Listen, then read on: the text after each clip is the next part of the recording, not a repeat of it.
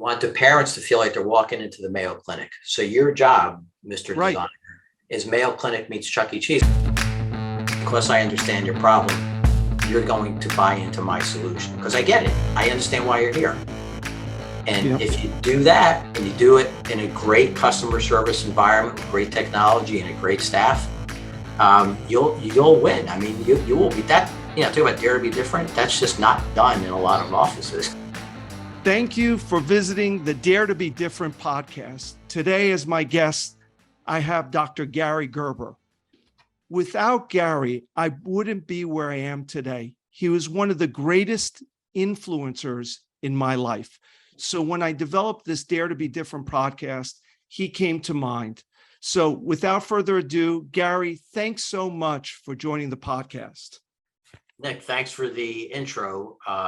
Glad to hear that. It's nice. It's gratifying to know I affected at least one optometrist. No, trying for others. You affected many of us. For many of the listeners that don't know our history, I was an optometry student going back decades. Gary was in private practice. He reached out to me. I must have been the class president. He says, Nick, I have a private practice and I'm pretty successful.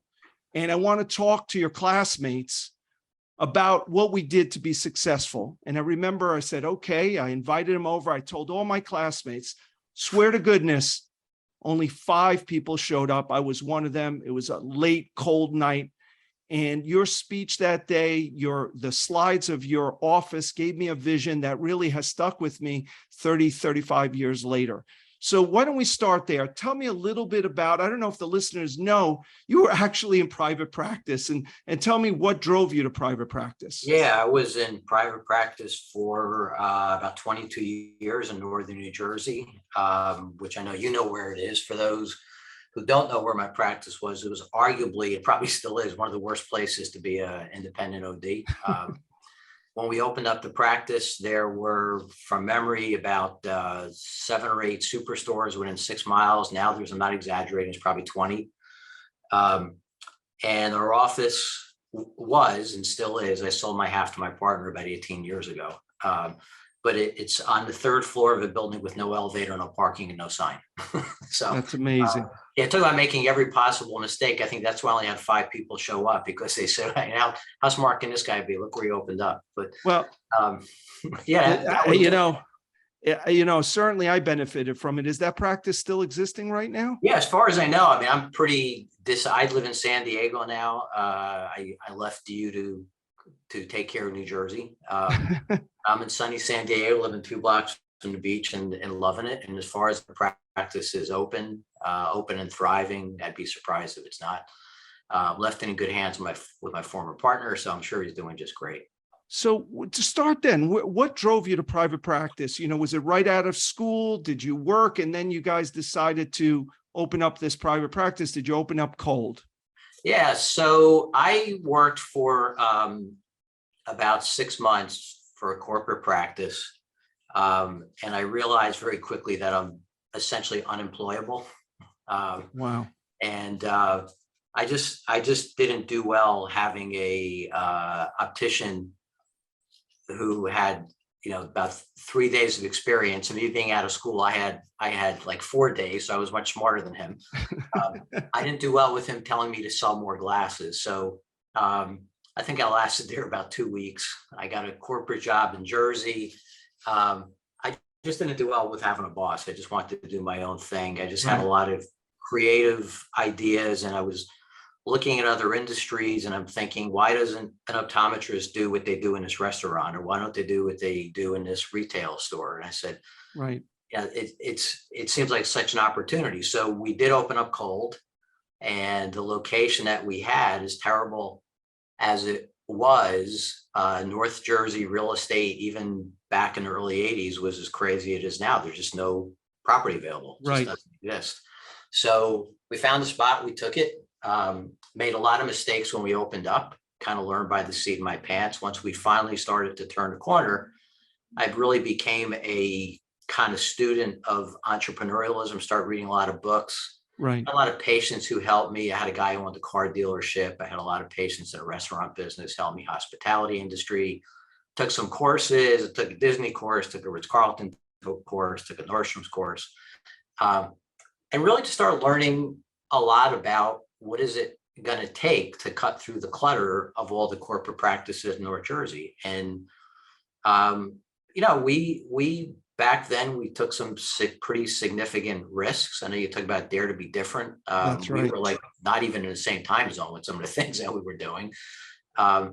And we made a lot of mistakes, but one of the things that I think in the context of dare to be different, that's really important is that entrepreneurs need to take advantage of their entrepreneurness, if that's a word, meaning that it's okay to make a mistake, like to try something. You have this idea to be different. You try something, and if you have metrics in place before you do it, you say, I have a system in place, and I'm going to define success as this. If I get 70% of patients to say yes to this new thing, that's going to be a success for me. 65 is a fail.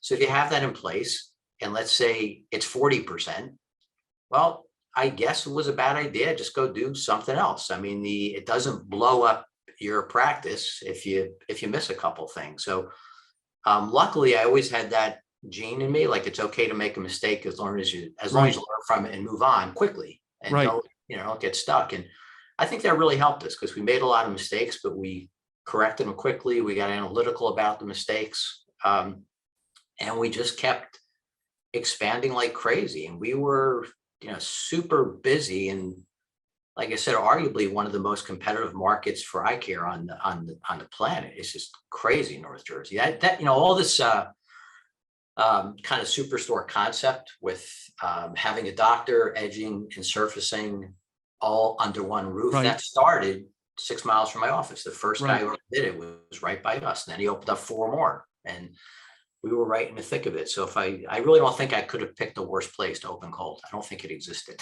But yet you were very successful. And I'm assuming you sold glasses. Did you have a lab on premises? How did you compete with them? I mean, they were open up 7 days a week. They surfaced on site. They edged on site. So how did you compete? Yeah, so it was really dare to be different, right? We did everything that they didn't. So initially, we didn't have a lab right away. Okay. But we eventually brought in an edging lab, but not because they did. We kind of made a point to not do what they were doing. So they were marketing everything under one roof and very quick service, which I think is great. I think that's smart. That's consumerism. I think that's still what look at Amazon. It's kind of everything under one roof. Right. Everything. Just wait till Amazon starts doing virtual eye exams. Talk about under one roof, right? They will. So, they will. There's no doubt. Yeah. Why wouldn't they? So I think that was good, but we made a point to say we will make a point not to rush through your exam. And I think we had, I forgot the exact words, but it was something like, we believe that while you wait, glasses are not worth waiting for, or something like that. And we said, we promise to not rush making your glasses. And we promise to take at least 3 days, probably closer to a week, because we're going to get it right. And that's what we said. And that was the truth. And if something came in and it was like a couple degrees off axis, we didn't take a pliers and twist it. We made it over till we had it right, and everything was perfect. The thing that really set us apart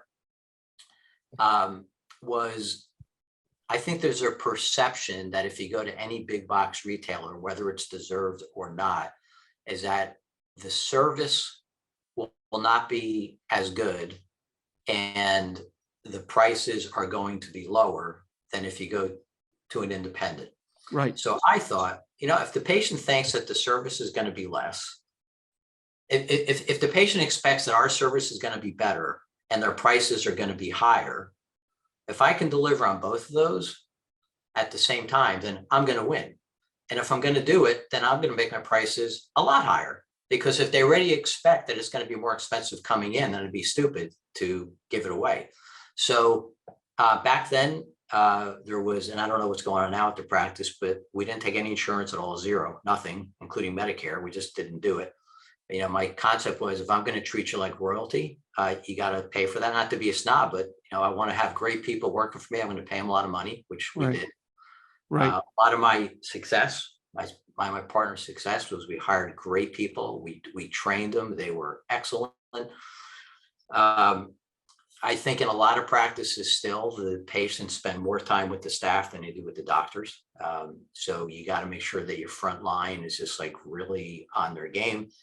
Now your front line, your director of first impressions, as we used to call our front desk, now it's your website or your social Right. media. And so that's got to be totally in line with your brand mojo. So it was, it was tough going, but the thing that we learned was really the way you want to compete with these big guys is just don't do what they do, and whatever you decide you're going to do, just exploit it really hard. So our service offerings, and I'm not talking about service like, whoa, were you the first guy to have an OCT? Yeah, we probably were, but that's not why patients came to us. They didn't care. Right. The expectation is every doctor has the which is better 1 or 2 machine. We all have that. And presumably you all know how to use it. So I just have to make sure that the experience in which you receive your care, all the stuff that surrounds the clinical care, is better than if you go someplace else. And if I do that, I can charge you more. And you're going to tell your friends that I had your coffee waiting the way that you like it. I had your choice of music waiting in the exam room. I didn't have to ask you if you like to listen for music. It was there, it was waiting. I knew that you prefer Thursday afternoon appointments because of your kids' ballet lessons. I knew all that. I didn't have to ask you. I asked you once. I recorded it in your EHR. I never had to ask you again. And that stuff becomes memorable. Yeah, for sure. So you got that from the Disney experience. You said Ritz-Carlton. So you went all service, not necessarily volume, just high level care. And yeah, and it turned out that it became like Disney.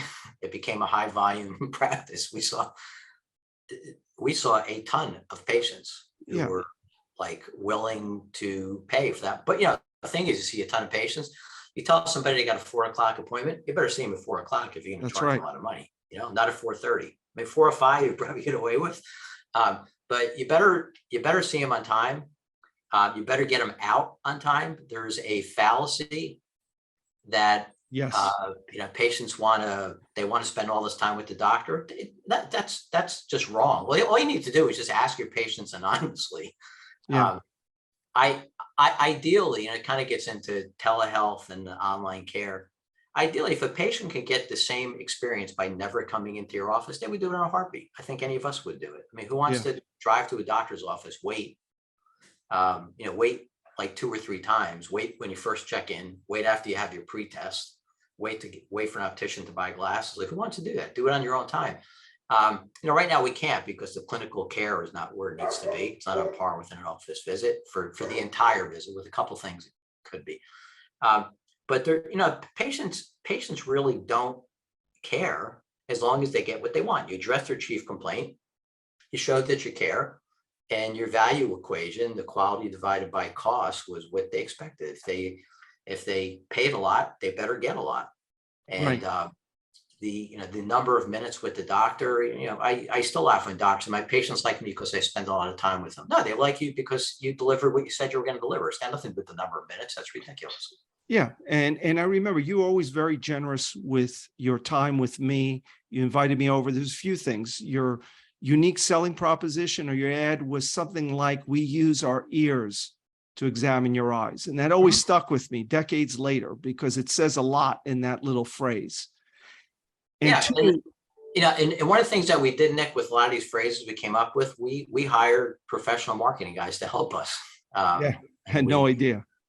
And we put them through the meat grinder. We tested, there's a lot that we tried that you'll never see that didn't work.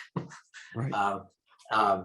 And yeah, I mean, it's spending, do you want to spend your money on the next optometric whiz bang dry eye device, or do you want to spend your money with a great marketing social media company that can make the phone ring and get you busier, and get you more website traffic, and then buy the whiz bang device? So we got the messaging first.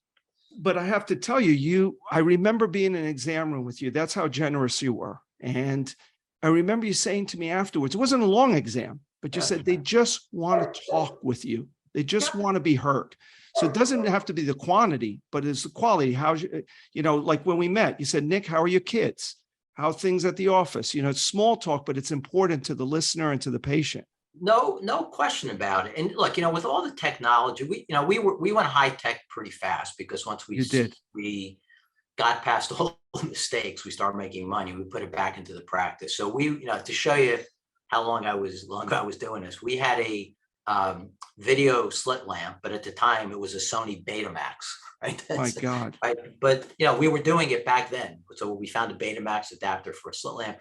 We were doing slit lamp photos with 35 millimeter slide film, which can't even process anymore, right? Right. But we were doing it, back then. So we got to technology quickly.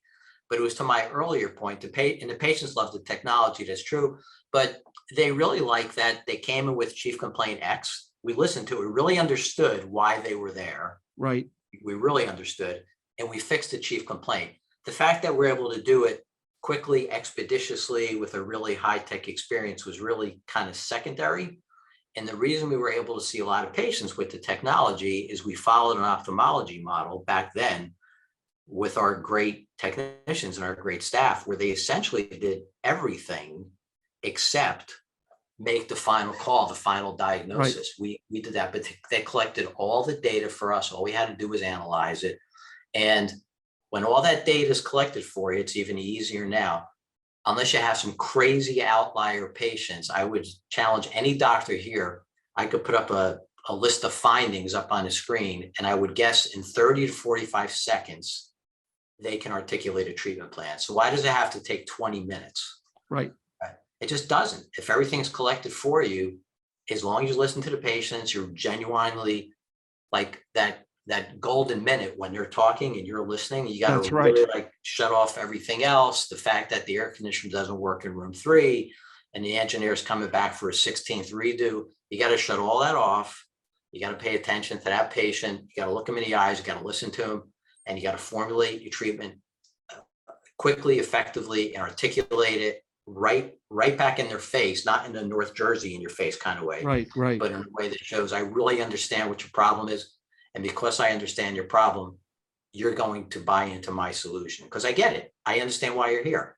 And if you do that and you do it in a great customer service environment with great technology and a great staff, you'll win. I mean, you will be that. Talk about dare to be different. That's just not done in a lot of offices. They just don't do it. And we can't. If you're accepting insurance, you can't give them that minute. You can't, right? Because you're thinking, I got a patient in 1, I got a patient in 2.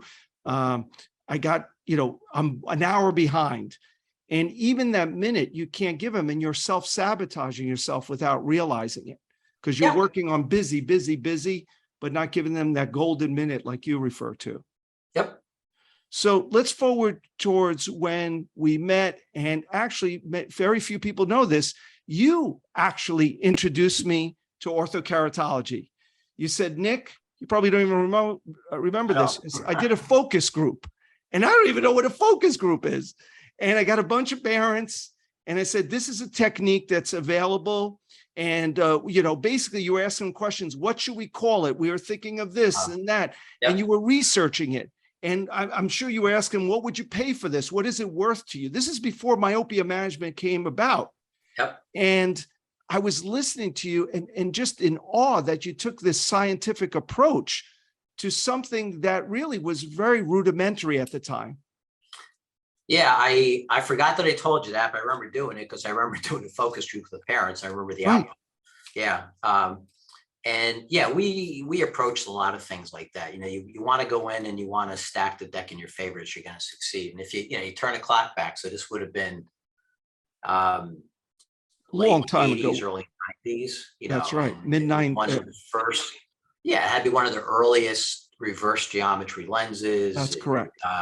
Wasn't from a U.S. lab. It was from a lab outside the U.S. I mean, we were off the hook stuff that we were doing, and it was something we had to explain to parents. If this thing existed, what do you think of this name? What would you pay for it? And we that's how we set the original fees. And back I don't want to talk about fees here. It's probably not appropriate, but I can say that I do remember what we charged back then, and it's almost embarrassing now that the fee back then, and I'm not like accounting for inflation or anything else, but the fee back then was markedly higher than most doctors are charging now. because we knew that the parents were going to pay for it because we asked in advance. And that's one of the things I get really frustrated when doctors give away any service, Right. myopia management, dry eye, fitting cones, whatever. I think if I had to think about in like inflation adjusted fees is probably the fee back then adjusted for now was probably close to 3 times what the national average is for ortho-K. And we were seeing, 5, 6 kids a week. I know We were you taking were. care of. We're seeing Yep. a ton. Nobody else was doing it. Dare to be different. That was Dare to be crazy. I mean, nobody else was doing it.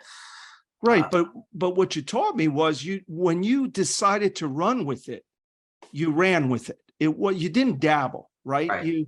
You were starting to find the lens you wanted to fit. You did this market research and then you ran with it.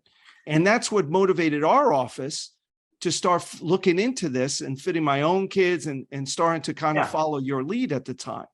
And just when I started to pick up in the 2002, 2003, my practice started to roll, you transitioned, didn't you? You transitioned out of your practice slowly and started to do it a consulting group, Power Practice. You're the founder of it, correct? Yeah. That launched officially like 95-ish. And 95. like the not dabbling, I think is like super important to any entrepreneur. If you're going to do something, and in this case, we're talking about myopia management, and I know we're going to talk about Treehouse Eyes and doctors bringing it to their practice, but do it for real. Dabbling is not going to get you anywhere. It's going to get you, if you talk about myopia management, it's going to get you 1 kid a month. And if you think about your primary care practice, which is better, 1 or 2 practice, you don't dabble in that and you do a lot of it. It just turns out not to be incredibly profitable, but you're not dabbling and you set up an entire system, gestalt, mojo around which is better, 1 or 2. And for those doctors to say, well, I do a lot of medical optometry. Okay, well, first of all, in a lot of respect, and I mean this respectfully to the listeners, what you need to do is look at your P&L and see how much that medical optometry is like pushing to your bottom line. It's probably a lot less than you think. However, that's something, if you're doing it because you like it, you're probably not dabbling. So if you're going to go down the myopia path, don't dabble, because you're going to do 1 or 2 kids a month. And there are 30 million myopic kids. Presumably this podcast is listened to just in the US, but if it's not in the US, those numbers I'm comfortable with. About 30 million myopic kids, about 36% of kids. So if you're doing 1 or 2 a month, that's dabbling. You can make an argument, Nick, if you're doing 10 a month, you're dabbling, because the reason I can say that confidently is because so few doctors are doing this for real. Right. We've got about 65 Treehouse Eyes locations across the country. Those guys are rocking it. They're crushing it. They're myopia Jedi, and they are crushing it. And there's just not there's nobody in this country, including us, who is doing hundreds of kids per month. And given that there are all these myopic kids, there's still such this gigantic opportunity that if you're only doing 1 or 2 a month, you're like, you might as well do 0. And I'll also tell you this, if you're doing 1 or 2 a month, you're probably close to losing money, because your system of how you do it and your efficiency or lack of efficiency, in this case, in your throughput of the patients, since you don't do it that often, it's almost like an afterthought. You don't have the right documentation in place, most likely. And the challenge becomes, if you're doing 1 or 2 a month, and you have a mom who starts to talk to you about it, you're spending enough time with her and not closing those cases because you don't do it frequently enough. So when you're spending an extra 10 or 15 minutes to talk to mom, and she says, yeah, let me go home and talk to my husband about it. It's brand new, never heard about it before. While you're doing that, the presbyope waiting in the next room, who was going to spend, past tense, $1,200 for a pair of high-end digital progressives, is now 10 minutes late to get back to their office for a Zoom call, right? So you lost that one. And now at the end of the month, you look at your P&L and you say, I did 2 myopia management cases, but I didn't make any extra money. Yeah, because you lost 2 presbyopic eyeglass cases. So if you dabble, and I got data for everything. because that's how we launched Treehouse Eyes. It's data driven. If you're going to dabble in this, don't do it because you're going to lose money. And the other thing, take the money off the table. You're not doing what's best for the kids. You're not going to use all the tools in the tools. The guys that dabble typically don't use atropine. They don't use custom soft contact lenses. If it's not a kid that's going to fit into an easy off-the-shelf ortho-K solution, not that those are bad, but that's going to be a smaller subset of kids, obviously. They're not going to fit the kid. So they're not doing what's best for the kid. And to that point, if they use that ortho-K lens off the shelf and the kid comes back and they get worse, they don't have any of the tools. And the last point, and I get really passionate about this, the dabblers are typically not measuring axial length for what we know is an axial length disease. So it's like going to Weight Watchers and not having a scale. So what are you exactly managing when you say you're managing myopia? You're not managing the prescription. You should be managing axial length.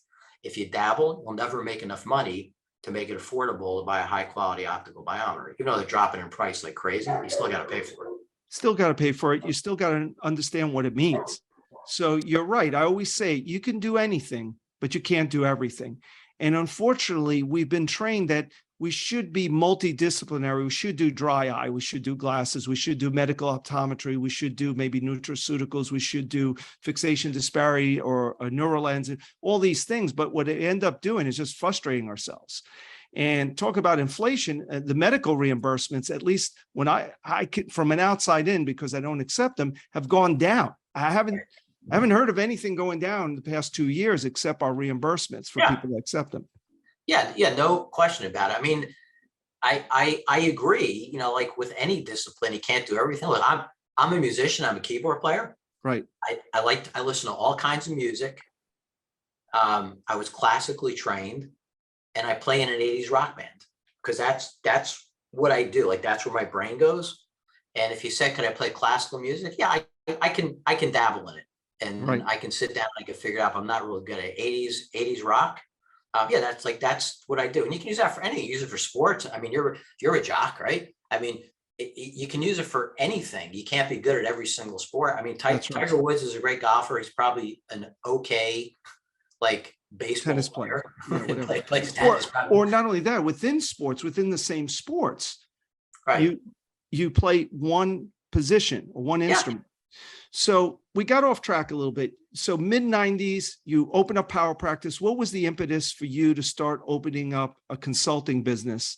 What was that about? I just kind of saw an opportunity. I just saw that there were so many doctors who I really believe in my heart were just like working themselves to death. And I just thought, I can really help these guys if they're willing to listen to me, take a leap of faith. They don't have to do what I did. Now, my practice is an N01. I work with practices. We had a couple hundred practices when I sold a consulting company.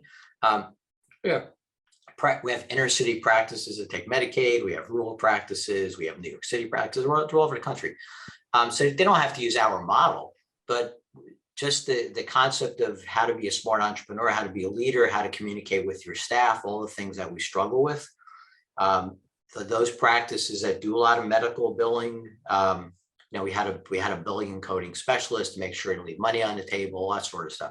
So I just felt, just like I genuinely liked helping kids not get more myopic. I still think that's like the coolest thing ever, to control axial length by manipulating light. I still think that's like from outer space. It's the coolest concept. Right. Isn't it cool if we can work with a doctor to make a profound difference in his practice, and ultimately his life, by just changing how his practice is configured and how he thinks about it? And yeah, I made a really nice living doing it. I'm very profit driven, and doctors paid a lot to work with us. But they got, whatever they paid, they got back tenfold. These practices made just a ton of money. Power Practice is still there. And as a shout out to them, it's powerpractice.com. They still are by far the best consulting company on the planet, bar none. I passed it off. It's in great hands. Bethany Fishbane's a new CEO. She's in Jersey. She's amazing. She's amazing. Great team of consultants. So if you're looking to really amp up your practice, myopia or whatever, those are the guys you want to contact. So tell me the number one complaint of an OD who comes to you and says, I need help. What was their main purpose for seeking consultation? And what was obvious to you being on the other end? Yeah. The solution. It's the same thing they say now. My staff sucks. Right? My staff sucks. It can't be me. Can't find good can't help. be me. Yeah, I can't find good help. It can't be me. So after a while, when every doctor tells you the same thing, maybe it is you. And now with the Great Resignation, I can't keep staff. And yeah, is it harder hiring people now than it was 10 years? Absolutely it is. No question about it. But the fundamental issue, you said, what was the big complaint? What was the issue? With the complaint was my staff sucks. Okay. The fundamental issue was leadership of the doctors. It's kind of like, would you work for you, given what you're asking to do and given what you're paying? And knowing that, and doctors would say, well, that's what technicians or office managers make near me. Well, that's your first problem. Yep. Right. If you're paying whatever everybody else pays, you get what everybody else gets. Right. So, one of our best office managers ever, we got her from the Nordstrom's shoe department. Right. She had zero eye care experience, which was usually a requisite to work for us. You have to come with no baggage because I don't have to deprogram you. It takes too long. Right. Now, the fact that you're a manager at XYZ chain is probably going to get you not hired in our practice. So it was really just hire you've heard of hire the attitude instead of the aptitude, hire the personality, not the skill. It was really hire somebody who has experience outside of eye care that we can adapt to our practice with our model. That seems to be your philosophy. Always look outside the industry for the ideas. What is Nordstrom's, Ritz-Carlton? What is Disney doing that we could do in our office? It's simple math, right? If you look at the middle of the bell curve of OD practices, typical guys gross about solo doc one location, gross about $750,000, right? And if it's a bell curve, right? On one side, you have guys who do 200,000. Other guys, you have doctors that do 8-9 million. They're on the fringes of the curve. So if you look at the middle guys and you look at their staff, you look at what they're paying them. And if you talk to those guys and you have a similar pay scale, similar hiring mojo, I only hire experienced people, you'll wind up with that practice. Like, why would you expect otherwise? If you look at the doctors doing 10 million, again, it's not all about money, but if you are motivated to do that, that's not who they hire. Like, that's the last person they would hire. So it really became a question of going outside of eye care and seeing who can bring that right attitude that's going to be a good mesh with our culture. And we were high touch, high service. If you're run and gun optical retail, that's fine. But find a run and gun retail person who's used to working under pressure. Like, remember back in the 80s, the stereo guy, Crazy Eddie? Yes, right? sure do. I don't know. Tell us about it, because the listeners, that he was probably from New Jersey. Is he in jail right now? That's probably in jail, right? Yeah. In jail or dead. It was a long time ago. But he was all about, I'm going to sell like 1,000 stereos today. I'm going to be anybody's price. So come in with any legitimate offer. I'm going to beat it, and you're going to walk out with your stereo. Now, if I wanted to have a running gun optical, buy one, get one free, 2-for-1s. I'm not saying that's a bad model. But the person I would want working for me would be the Crazy Eddie person, right? Who sold stereos, because they're used to working under pressure. They're used to haggling, and that's fine. Yeah, I don't want somebody who was an optician in an ophthalmology practice. They couldn't handle that, right? So I just get people who are in line. But that was the number one challenge back when I started. Still the number one challenge now because of the Great Resignation, and the principle is still the same, man. You gotta. The other thing is we don't spend enough time hiring. We hire under pressure. Wait until somebody leaves. You should be hiring all the time. If you don't have a perpetual ad running in Indeed or Monster, one of those, you're missing a boat. Spend $400 a month. You'll have the best staff ever. It's the Jack Welch philosophy. Fire the bottom 15%. It's kind of mean, but keeps everybody else on their toes. Back then we spent money on classified ads in a newspaper. We did the same thing. I don't know, was it Jack Welch thing? Maybe he stole it from me. I kind of doubt it. But that was just an ongoing expense. I had rent, I had insurance, and I had a perpetual help wanted ad. It's always rent. And so what would you do? Would you teach ODs how to lead themselves? Was it almost therapy to say, you're the problem, it's not the staff? Because I hear the same thing. I don't have cash flow. and I don't have good staff. Doesn't matter. By the way, any business that I interact with, they complain about staff and cash flow. Yeah. And the problem usually is leadership. It's like look in the mirror, giving some Jersey tough love. It's not always the problem. Usually it is. And you need to start with that. They also generally don't have leadership is just not the doctor's personality. It's how did you configure the practice? Is it configured, and this will piss off a lot of guys, but is it configured on your wonderful glowing personality that you remember everybody's name and you tell great jokes? If it does, that's a problem, because that's not scalable. Now you'll never have time to work on the practice because people only want to see you. So doctors would say, Gary, these ideas are great. I don't have time to do it. I'm too busy. Right. Right. Well, yeah, you're too busy not making any money is what you're too busy with. You're too busy spinning and grinning. And if you're too busy to make more money, then I guess we can't work together. So are you willing to work to get some of this leadership to take charge of your appointment book for starters? Let's just start there, to really set up a template that works for you to carve out time. You can really work on your practice. It's kind of E-Myth 101, right? You guys have been doing that for 30 years. Just That's correct. Spend the time to work on your practice. It pays off a gazillion fold, and doctors just won't do it. No, I'm not willing to block out 2 hours a week to work on my practice. Well, you're an idiot. I mean, there's nothing else you can say to it. You're a jerk for, like, really, you can't spend 2 hours a week. Really? Yeah. But I remember you got leverage like you did. I remember you had, we use our ears to examine your eyes. I remember the ads for power practice that you would come up with, or maybe you hired someone, is a parent, a mom, a dad spending time with their family or with themselves. And that was, I think, the leverage that you probably had with your clients is, listen, if you really want to spend time with yourself, with your family, you got to change. Yeah, that ad was me. I didn't do the artwork. I hired an artist. Okay. That was at one of our best ads was a picture of a guy fishing with his kid. That's it. And it was, the theme was teach a man to fish. Right? So we're going to teach you how to fish so you can spend more time fishing with your kid. It was what it was about. And look, if you're an entrepreneur, self-employed doctor listening to this, one of your motivators for most entrepreneurs was to have a business that doesn't control you. You control the business. And what happens is we create these monsters that consume us. Nick, I've spoken to doctors, I'm sure you have, that haven't had any vacation in like 5 or 6 years. If you talk about taking more than a week's vacation, it could be 15 years. That's sad. Right. And it's their own practice. And I say, why'd you get into private practice? I could be my own boss, set my own hours. Well, you're not doing that. You're just not doing it. Yeah. And what was a great lesson from COVID was that doctors got in finger quotes, they got a 2-month vacation. Right. And they came back and they finished the year stronger than the year before. Right. So, right. Then it didn't disappear, the practice, for those 2 weeks or 2 months. You can take time off, battery recharge, or how about taking off a couple hours a week, not off, but how about not seeing patients just to work on your practice? I mean, that's micro versus macro version of this.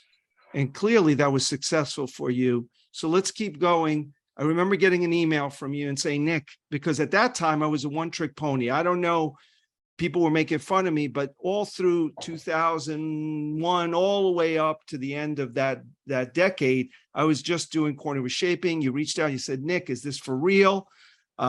What are you doing? And I would send you emails. I said to myself, I'm going to fix Gary. Okay. This stuff is not for wimps. I'd send you emails. I said, this is not about vision correction. Right. This is about taking care of a family that views myopia as a disease, Gary. And I kept sending you my emails, and you kept on saying, keep sending them. And then you went radio silent. And before I know it, you came up with this concept of Treehouse Eyes. What motivated you now to transition from being a consultant to totally focusing on myopia management? Yeah, it was really, looking at the numbers again, right? Back when we started, 15 million kids, now 30 million kids, a lot of dabblers. So huge opportunity, really good clinical science that when I was practicing just didn't exist. Right. But when I was doing Ortho K in my own practice, kids were coming back, not getting more myopic as in not needing a higher minus prescription because nobody measured axial length, right? And I thought the reason that was happening because I was mechanically flattening the retina, the cornea, right? Now, fast forward to 10, 12 years ago, Errol Smith, who's one of our Treehouse advisors, starts talking about myopic peripheral defocus as a stimulus to stop axial length elongation. You got to measure axial length, got to use an optical biometer. I say, wow, this science is really kind of cool. Like, this is pretty neat. And I start talking to docs about it. And it's like, well, gee, I don't know if I want to do it. And to me, all I need to hear is like, gee, I don't know if that's a good idea, Gary. You don't know my practice. That's all you have to say to me. And I'm going to probably create a business around it. So as soon as I hear that somebody else doesn't want to do it, I just see it as an opportunity. And then fast forward 6 years, we've got about, like I said, 65 locations around the country. You guys are rocking myopia, treating a lot of kids, are getting a lot of help. It's a solid model. It's everything. It's Treehouse Eyes we're the only company in the country dedicated exclusively to myopia management, from clinical all the way through what your Instagram and TikTok look like. It's everything in between. So all the documentation, the forms, the science, clinical protocol. Kid comes in, 7 years old, minus 75, Asian, 2 myopic parents. What do you start with? We have clinical data to support that treatment X is the best. Kid comes back in 3 months, as I got bigger, what do? You switch to Y. We have clinical data to support. Nobody has that but us. If they do, they've never published it. We have software tools, we have training tools, we have videos. Guys are starting to knock us off. It doesn't matter. We're just better at it. We're just so focused on this. And we have been, Treehouse Eyes, the company, August is going to be our 6 years that we opened our first center. But it's really, how old is it? It goes back to early 90s when I started doing ortho K, and it was in my head. Right. Like, what an opportunity. And I've been like formulating all this stuff with, scraps of paper and, notes all over the place, all over my desk, until finally I met my co-founding partner, who's a former Alcon executive. He's got an MBA where he worked for Jack Welch at GE. He's an Air Force captain, death by spreadsheet, death by PowerPoint, everything I'm not. So we have his great organizational skills with my crazy entrepreneurial brain.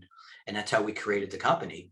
And we're the pioneers in doing this. And we have all the tools that we give to doctors. By the time we give it to them, it's been put through the myopia management meat grinder in our DC center. So we know it works. So our close rate is higher than the industry. Our fees are much higher than the industry. Patient satisfaction is higher than outside Treehouse Eyes. It's a really great. We're very proud of the program. It really works well. And in addition to the protocol of the program, I remember when you were developing this, you were truly excited because you were telling me about the physical plant. Why do we have to have an exam room, Nick, with a phoropter? And you would tell me about the colors. The colors are behind you now. And I thought you were a madman. You hired huge marketing firms to do now this market research that you used to do in your practice. Tell us a little bit about what a treehouse looks like and why did you do it? Really, the why. Yeah. We spent a lot of money on consumer research. It was, in fairness, it was my partner who pushed it because he was still working at Alcon at the time before we launched.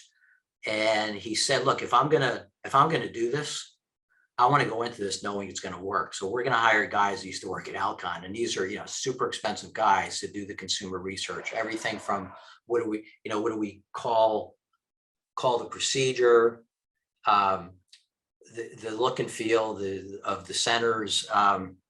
Nick, if I can find it, can I share a picture? Is that work with this? Yeah. So while we're talking, I'll show you a picture what the centers look like. They're really pretty cool. Because you showed me those scenes well before you opened your first location. Oh, yeah. So somehow you understood that myopia management is more than vision correction. Because why would you do all this? Right? Yeah, why would you set up a physical plant that appeals to children? Yeah, we worked with a design company who, once again, had no experience in eye care. They had done Arc'teryx mountain climbing equipment, for example. They did Bentley car dealerships, Sprite pop-ups in New York City. They knew nothing about eye care. And we wanted to have a really unique experience for the parents and the kids because we knew that the clinical component is going to be very new to the moms. So we said to the design company, we want the kid to feel like he's walking into Chuck E. Cheese. We want the parents to feel like they're walking into the Mayo Clinic. So your job, Mr. Right. Designer, is Mayo Clinic meets Chuck E. Cheese. I remember the guy. So well, can you make it any harder? I said, if you give me 10 minutes, I probably could. But let's make this work. I think it says you disabled screen sharing. So if I can share something, I can pop a picture. Now you're asking for a lot. So, here, but, so we worked on that. We worked on the logo design. The name of the company was done with a professional naming company. I mean, everything that we've done, like I said, has been tested, and we have. I get that picture up. I can show you what we have actually. Try it now. Try it now. We've actually been able to. There we go. We've actually been able to take. This is one picture of our DC center, and it doesn't look like you're getting an eye exam in here. Right. Right. That's on purpose. But I think that's key to myopia management. There's two questions I'm going to leave you with, because here clearly your team understood myopia management is not vision correction, because I would see your A scan there. I would see your topographer. I would see clearly this is for the child and the parent to know they're in Disney World, and also a very high level clinic, right? So, so get me to the mindset of the parent who's interested in myopia management. Yeah, so the parent is coming in knowing essentially nothing about myopia management. So they want to know, this gets back to not dabbling. And by the way, we have the ability, we can take that look and feel of that center, shrink it down, and make it fit inside an 8x10 exam room. In fact, we've done as small as 8x8, and it looks amazing. If I had a picture, I would show it to you. They look. Well, I'm sure it does, because you never do anything small. Right, and it's not now we've done this 65 times. It's not terribly expensive either for the docs. It's sort of like you go to a Starbucks, right? A company-owned Starbucks, or a big one is standalone. Target. Yep. Yeah, 3,000 square feet is a big one. Inside a Target, it's 100 square feet. In the airport kiosk, it's 50 square feet. But they all look like a Starbucks. We've done the same thing. So the parent wants to know that they're in the right place, and they want to know that you don't dabble. This is what you do. In fact, you don't dabble so much that you dedicated this space inside your practice. Right. And when they walk in, based on the color palette and the look and feel and the words and the lighting and everything else we do, they're in a very comfortable, safe place. And the kids like being there. The kids actually enjoy it. The kids think it's like, wow, this room is so cool. Looks like I'm inside a treehouse. I mean, that was on purpose. And they feel safe. I think that's a key word, is make it, because just because the parent is interested in controlling the child's myopia has no bearing on the child wanting their wear a contact lens of any type at night or during the day. Absolutely. Yeah, the 100% correct. Doesn't mean the kid is going to, come in doing cartwheels because they got to go to the doctor's office. We told the designer we want this to not look like a doctor's office, A, and B, not look like an optometrist's office. Like that was in the design brief and the directions that we gave them. Like that was a key point, that's what needs to be done. This has to be a very comfortable, inviting space for the parents and for the kid. Nick, let me show you one other picture. It's super cool. Sure. Here. You're going to love this. Let me see. Okay, hang on 1 second. Go back here. Share this. Look how proud you are. This is great. You're like your pupils are dilating. Here we go. So this is if I can get this to work. This is a before and after. This is the same office. This is 80 square feet, 80. Yeah. So which room is the parent going to be more comfortable in when you talk about myopia, right? Right. And it's got all the design elements of the big one just shrunk down and put inside the doctor's office. And then what we do is with the branding in the design company, we actually start the process outside. This is the former outside. This is the new outside. This is another outside that we used. It's all very strategic, very carefully thought out. And like I said, by the time our licensee doctors get it, we've done it all in DC. So if it doesn't work, we know that, but the doctors never see the stuff that doesn't work. And there's, we've made a lot of mistakes, but we've had a lot of wins. And We've probably got, 5,000 kids in treatment at this point, more. Well, that's the dare to be different, right? It's like you proceed not because you're not going to fail. You know you're going to fail, but you make a decision to move forward despite that fear. Yeah. And the reason I say that is it's part of success is failure. You can't have one without the other. And clearly you've shown you've gone the extra step. One last question. Fast forward 10 years. I've always viewed you as one of the biggest thinkers in our field in many aspects. Fast forward 10 years. Is this going to be in every optometrist's office? We know there's soft lenses now that are FDA approved to slow down myopia progression. We have a hard lens. Where are we going to be in 10 years from now as far as myopia management? Is it going to be in every optometrist and ophthalmologist office, or is it going to be a niche market? It will not be in every office. Use an analog of daily disposable contact lenses, regular minus 2.25 lenses. Right. Right. Original 1-day AccuView, I don't know, 30 years ago. I mean, long time ago. Long time ago. Right. And still a lot of doctors are fitting monthly in 2 weeks. Right. I didn't think about that. You want a better example? Look at Transitions eyeglass lenses. Look at AR lenses. Look at high-end digital progressives. We are the slowest moving profession ever.